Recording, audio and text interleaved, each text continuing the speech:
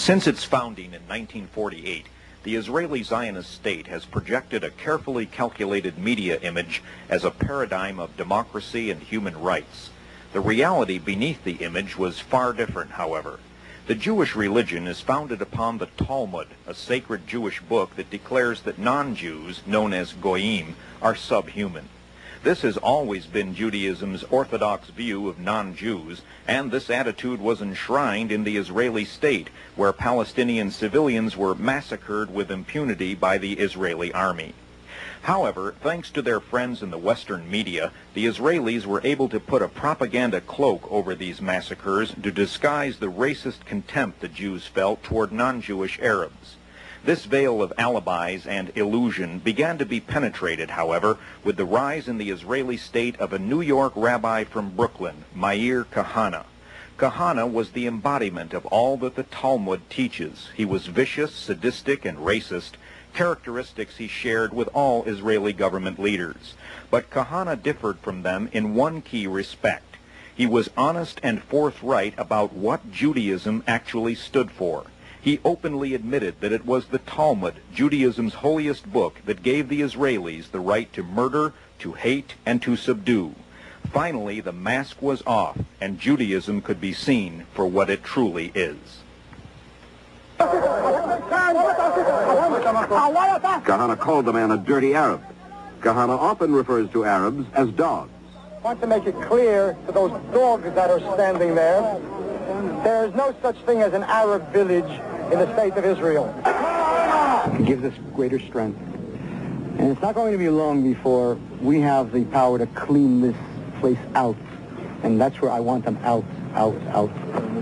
Many Israeli soldiers make little secret of their support for Kahane, as do some of the settlers. If I were the settlers, I would rampage through this town and put the fear of God into these Arabs. Simply had the courage, if you will, to simply take Judaism from the Talmud and say this is what should be in Israel. The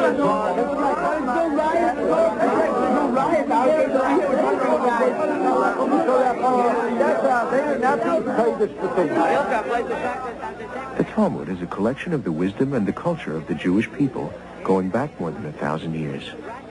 The Talmud records debates among great teachers that took place over many generations, discussions about law and about the very human problems of everyday life. Reading it aloud with a partner is the way the Talmud has always been studied. Two separate, even if you all two are still going to be tied to the market. But according to Ramban, it's very good, right? Because according to you all, even if it's all two, even two are third, you're still going to be tied to two separate markets. Well, a book, when it is on the shelf, can do very little. Even the holiest of books is not very helpful when it is on the shelf. You proposed a law for the Knesset to pass against Arabs that's really astonishingly identical to the Nuremberg laws of the Nazis under Adolf Hitler. Mr. Wallace, one of the problems of Jews is that they wouldn't know a Jewish concept if they tripped over one. I merely quoted from the Talmud. Most Jews think that Judaism is Thomas Jefferson. It's not. There is a very great need for the Talmud in many aspects. And as I explained many times, that is, in many ways, the book is the backbone of Judaism. The scholar is Adi Schneitzold, born in Jerusalem in 1937. Scholar, writer, religious leader. The rabbi who worked with Soviet authorities to create the new yeshiva in Moscow, the first school for Talmud study in Russia since the revolution. But his life's work is the Talmud. The Israelis say that what set the stage for Kahane and the turmoil that swirls around him were the Begin years in Israel. Like Kahane, Begin and some of his associates made frequent disparaging attacks against the Arabs. People like Kahane, do they flourish when Menachem Begin calls Arabs two-legged animals, when the chief of staff, Eitan, calls them cockroaches in a bottle? Is there not at the leadership of the leadership, indeed, of the government which you helped bring to power, a kind of bigotry expressed openly, which Kahana is now capitalizing on. I definitely will not disagree with you. Settler opened fire with an automatic rifle in a crowded mosque in the West Bank town of Hebron. At least 40 Palestinians were killed, scores more wounded. In a hospital in the West Bank town of Hebron, the aftermath of a house of prayer transformed into a slaughterhouse. At dawn, in the cave of the patriarch, sacred to both Arabs and Jews, Baruch Goldstein opened fire with an automatic rifle.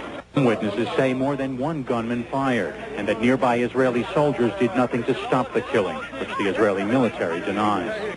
When the killing stopped, the chaos began. The dead and the wounded kept coming and kept coming, to clinics in Hebron, to hospitals in Jerusalem. There were bodies everywhere. Families rushed down corridors to claim the corpses of their loved ones.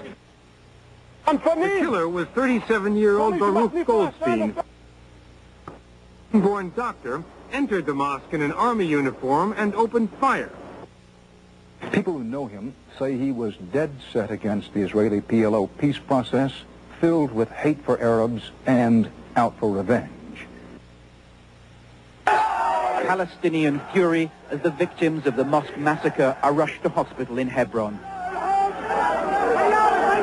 Just minutes earlier, these people had been praying, celebrating the Arab fast of Ramadan. They were mercilessly gunned down by an Israeli settler. Doctors say most were shot in the back as they knelt to pray. The killer, an American-born Jew, Baruch Goldstein, was himself a part-time soldier, although he worked primarily as a doctor at a nearby Jewish settlement.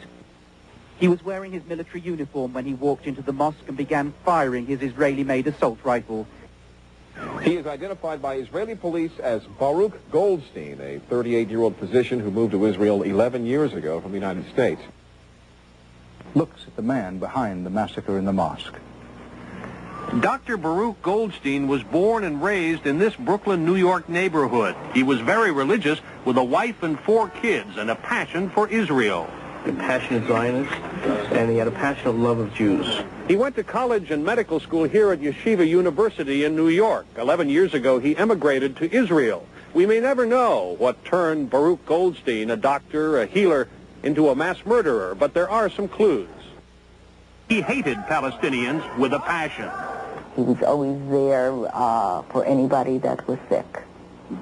Okay? He refused to treat Arabs. He didn't hurt them, but he didn't want to treat them, because he said, I didn't come to Israel to treat my enemies.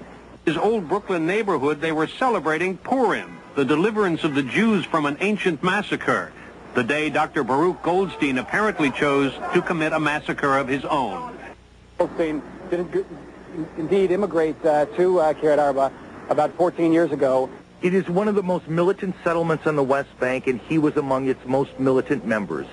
In an interview with Israeli radio less than 3 months ago, he seemed to warn of today's attack.